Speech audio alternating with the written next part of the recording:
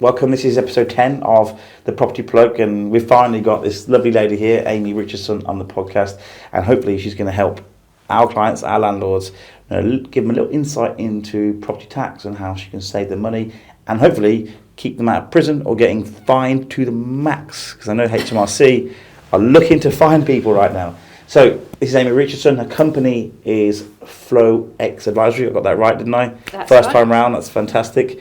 So thanks for coming on to the podcast. I guess the first question is, which I ask every guest, is what do you think the property market is doing? Where's it going in the next 12 months? What's happening to the house prices in your opinion? Okay, so I think everyone will agree that house prices are quite volatile at the moment. They've obviously come down, interest rates have gone up. And as a result of what I do as a property tax specialist, I'm seeing a lot of landlords come to me just literally asking for advice on, do I sell? Do I keep the properties? Shall I refinance and stay in the game, or shall I completely sell my portfolio? Or one or two underperforming properties. So as a result of that, I'm doing a lot of capital gains tax work, which you will know. It leads to a sale, doesn't it? Yeah, exactly. And there's so many landlords and clients out there that are not aware of the capital gains tax rules, the fact that you have to pay it within the 60 days, the fact that it's a separate return, etc. So it's really an educational piece as well for the clients and landlords in the UK. We're noticing the same as that. So right now we're getting 2 or 3 landlords a week asking us to value their homes for them, to sell them, and our job is to keep them with us, to try and let us sell them for them without giving it to other agents, because landlords are selling. Obviously the tax laws changed in section 24 over the last couple of years, and now they don't get a good benefit from that, do they? No. But going back to the original question, what I think is going to happen, I think prices are going down. I think we've got over 12 months. Next winter might be like the bottom out point. I did think it'd be like the spring 24, but I think it's going to drag out a bit longer now. So like this time it'd be like November, October 2024. And we hope to see the bottom of the market, have a lovely Christmas, and then spring hopefully come back up. It's sad, but we worked through the last recession and we've seen it happen. It doesn't just happen overnight. It's a slow 2-3 year process of going down, which you've already seen for 18 months. I mean, it will hopefully level and come back up. So yeah, not all positive. I think if you can hang on in there, then it will be worth it. But people just naturally will panic sell. Yeah, they all do. It's like with any type of investment, property, crypto or shares. As soon as they see the price drop, they want to sell, and that's not necessarily always the best business or investment decision. Because they probably haven't even thought about what their investment or what they're investing for. No. Like if you have no plan of investment, you're just buying because you think you should buy property. You're not thinking 5-year, 10-year plan, how you're going to leverage it, how you're going to grow the portfolio. As soon as you see any scare, any moment you're not making a profit for a year, you're out because you have no plan. I always say to landlords when they want to sell, what's your reason for selling? Mm-hmm. Because if you want to hold the property to make money and build assets on that over the next few years, don't sell. Ride out the next 2 years of hell, I'm calling it right now. Get through the 2 years, make a bit less profit, okay, and then look to sell. Because if you're selling now, you're selling for less. Yeah. And we have properties in central Birmingham now where landlords will want to sell the properties. I'm like, it's not going to sell. Yeah, anyone who's sitting on a load of cash or, they've got access to finance, then they're in a really good position. Yeah. So you find a lot of the bigger people in the game, they're seeing this as an advantage. And again, they're taking that advantage. They're buying those properties and taking advantage of families that can no longer afford mortgages, and landlords who, to be quite frank, aren't that involved in property. Maybe they're accidental landlords and they're taking advantage of that. Yeah. The street where I live, there's loads of houses gone up for sale, and actually the 1-2 doors down, that's been up for like 8 months, completely vacant. So someone's going to get a good deal. They've just dropped it by 10k. So there are deals there. The flip side to selling the properties, that is an opportunity for somebody as well. Yeah, of course it is. Yeah. I'm always looking to buy properties for personal and grow the portfolio. Right now is not the worst time to buy because prices have come down and there's less buyers. Yeah. So if you see a house you like and there's less people looking for it and it's come down, you might be able to get it a little bit less than what it's actually on for, which means you might get a good deal. And if your plan is a 5-year plan, you've got time to let it grow back up, and the interest rates will change, and you'll just win in the long run. Yeah. And house prices since the last crash have only gone up, haven't they? So if we're going down a little bit now, where are we going to be in 10 years? Up there. unaffordable situations where like people won't be able to afford to buy or rent. The government want more renters than they want people. They want more renters in the market. So what does that mean? Less people own houses. Exactly. Who will own them? Institutions, banks, large PLCs, limited companies will buy up stocks of houses in the next 12 months, I reckon. Who knows? Yeah. I'm a bit of a critic, a bit of a skeptic on the whole thing. You know, I always think they want the crash, but that's what I think in my head. I'm not always right on that one. Yeah. So that's our opinion. That's good. Quite a nice detailed opinion there, really. Mm-hmm. So you're in tax. You're an accountant. I know that you told me that. How did you fall into this job? Where did it come from?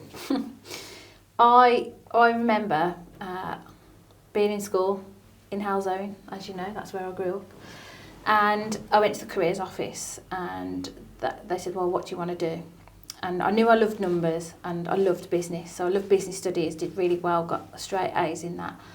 And I just thought, well, I think at the time I was like, oh, maybe I could be a hairdresser or, you know, something like that. And I stopped and thought, well, I can't make money out of that for the lifestyle that I want. So I'm not doing that.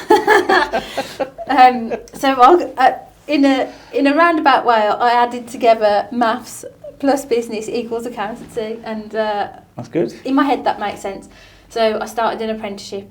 I left school at 15 because I was born in August, and yeah, I started. My first job was in a chartered accountant's practice in Bearwood. Not far from here. Yeah, not far at all. Are they still going? No idea. What are they called? Probably TS Batara and Co. I don't think they're still going. Yeah. So I started out in little firms, and this was like back in the day, like 15, 16 years ago, when you were searching through bags of receipts and stuff, so it wasn't very glamorous. No Xero, no QuickBooks? Nothing like that. Just the old school? Just box of receipts, Excel, typing all of it in. Really, really boring. And then I had to make loads of tea as well. So I did that for a couple of years. Then I moved into a bigger firm, so I moved to Mazars then. Mazars? Yeah. My wife works there. They were like top 10. Top 10? They're still top 10 now? Might still be top 10, yeah. And that's when I got involved in tax. And they said to me, I was like 17, so like, Amy, we want you to do personal tax. And at the time I was like hell-bent on doing AAT and then my ACCA, and I'm done, I'm a chartered accountant and that's what I've always wanted. They're like, no, we want you to do tax. And I remember, no joke, I remember like having all this paperwork, searching through the files, they're literally floor to ceiling, getting lost in these files, thinking, tax is so boring. I'm not staying in tax, forget this. And I left the job and I went to work in industry. So I was still an accountant, still got qualified, chartered, etc. But I moved into industry, so I worked for big companies like Jaguar Land Rover, Rolls-Royce, etc. In-house for those companies? Yeah. So like bigger roles, more strategic, obviously, as time went on. Then I had my first daughter, and I went back to work, and something just changed, and I just thought, I don't want to do this anymore. Like, I don't want to work for somebody else. What could I do? So I started thinking outside the box, thinking, well, okay, I've got this skill set as an accountant. I can't work for myself. Well, I could be a contractor, but then technically I'm still working for somebody else, like for a big corporation. And I did do that for a while, earned some good money. But I wanted a bit more freedom. So I thought, well, how can I apply the skills that I've already got to the environment around me, and what am I actually interested in? So that's when I started my own practice. And I was actually... And what year was that then? 2020, yeah, because I was pregnant. COVID? Yeah, COVID. I was pregnant as well. And I was like, nah, I'm not going back to work. Fair play. I'm just going to do this. Because if I don't do it now, I'm never going to do it.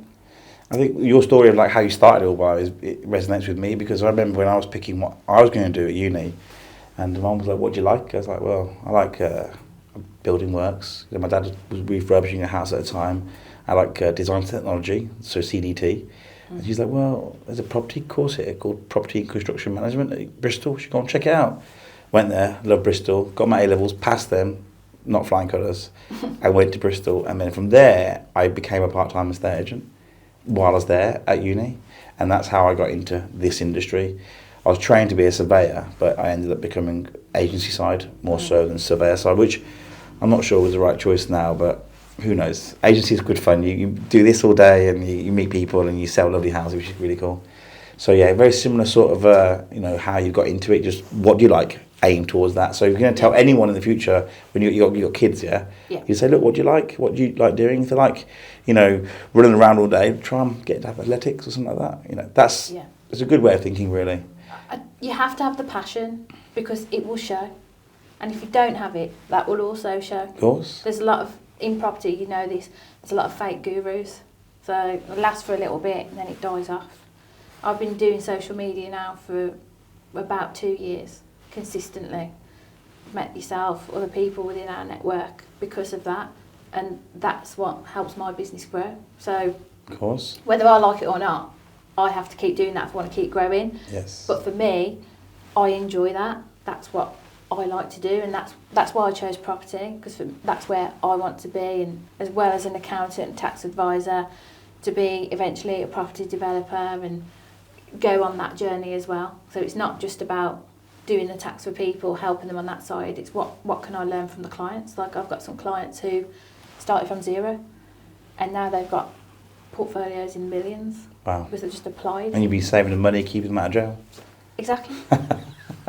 I guess, what could you want? I know, yeah. So we have a lot of landlords on our books. So I guess one of the reasons getting you on here is I want your message to get out to my landlords, because I'm not sure how many landlords are doing the right tax returns. I reckon they're paying too much tax, and I reckon some of them, as it says, aren't even paying tax, and they're just winging it and getting away with it. What are the risks of not paying tax and not doing your tax return properly? What are the risks? Well, I've had some people come to me because of these risks. So they were contacted by HMRC because of what's on the land registry.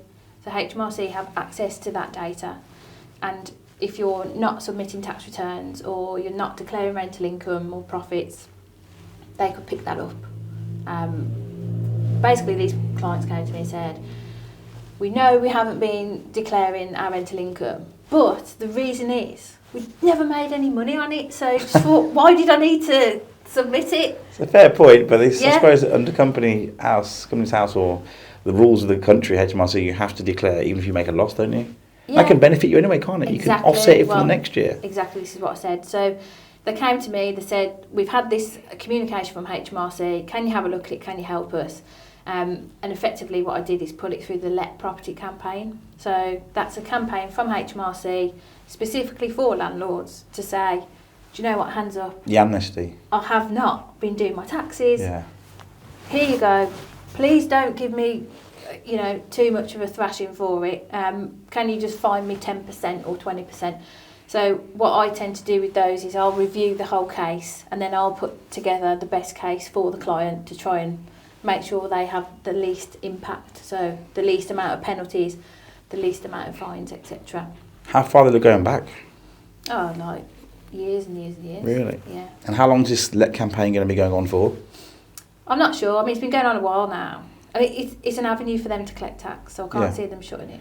It's like saying, if you don't want to go to jail, but you've been in the wrong, Yeah. come and talk to us now. Yeah. The amnesty box, like when you get to a festival, you got to put your bad things in it. It's one of those, isn't it, really? So, and I've heard landlords talk about this, and I think landlords should be doing it because I own property, for buy-to-lets, and we're going through the whole motions of tax and all of that, and it's complex, and you can't do it alone. There's no way you can do the tax return yourself, and landlords that do, I reckon they're probably paying too much tax. You could probably help them. Oh yeah, I've seen that as well. So I've had, even recently, had some clients come to me. They said, well, we've been doing our own tax returns now, like husband and wife, for a couple of years. But we're at the stage now where we want to buy some more property, so we feel like we need some professional help. I was like, okay. So I thought, maybe they've just got a general accountant and they're not in property, so that's why they've come to me. But it turns out they had no accountant. They're doing the tax returns themselves, which fair play, because, it's not the easiest forms to fill in. And I got hold of the tax returns and they were just completely wrong.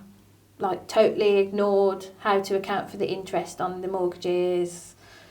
Yeah. That's ridiculous. And just, not claiming for stuff that they could have. So, yeah, as a result, overpaying in tax. Well, right now, landlord bashing is at an all-time high. Landlord bashing, if you don't know what it means, is when the government just destroy landlords. And they've done it with Section 24. But the interest rates right now are absolutely killing landlords as well. The rent reform bill, which is coming in next year, is going to kill landlords even more, so just bash. Landlord bashing has made it really difficult to be a landlord. We spoke about it at the start. And basically, landlords right now, it's near enough impossible to make a profit on the money. And if their model is to make a rental yield, it doesn't work anymore. No. And I understand why they don't pay tax, but they can't. They should be paying tax. I get why they're trying to fiddle it, because they're making no money anyway. It's like, well, how are they going to make a living if this is their income? They are they going to sell or break the rules? It's bad. Or are they going to turn it into furnished holiday let and not tell the mortgage company? Because I see that all the time as well. Yeah, a lot of people do that. So a lot of clients will say, "Oh, I'm doing a service accommodation now, Amy." Okay, great. So have you told your broker or the lender? Because I'm pretty sure that's going to break the terms, but it's up to you. So that's not even a tax thing. That's a commercial. Are you doing the right thing? Like, yeah, people will bend the rules. It's the only way they're going to make money at the moment. People are being pinched right now, aren't they? Well, it's like survival tactics. It's survival, for some yeah. people. Holiday lets at the moment can generate you double the rent of a normal rental. Yeah, If you've got £2,000 a month coming in from rent, you make £4,000 a month from holiday rentals. You start thinking, can you put holiday rentals through your business as well? Is that the same sort of method of tax?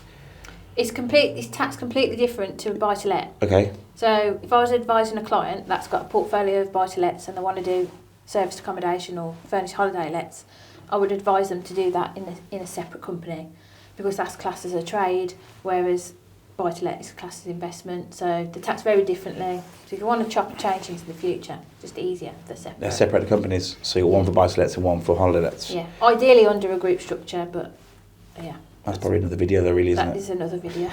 And what about VAT for landlords? At what point do landlords pay VAT?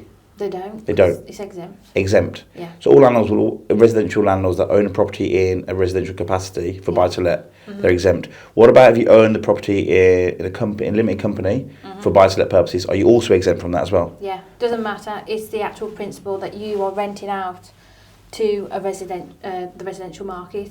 If you had a commercial property and you were renting it out to businesses, you could opt to tax. So you could basically opt in for VAT. Yeah, opt in for VAT. And then charge your tenant VAT and then reclaim it. Yeah. Yeah. So that's more of a business if you think about it. I've seen that before. Yeah. We do a bit of commercial rentals ourselves, and some of the properties we rent out, some have VAT and some don't. And that question is a massive question, because a lot of people aren't VAT registered who are starting new companies.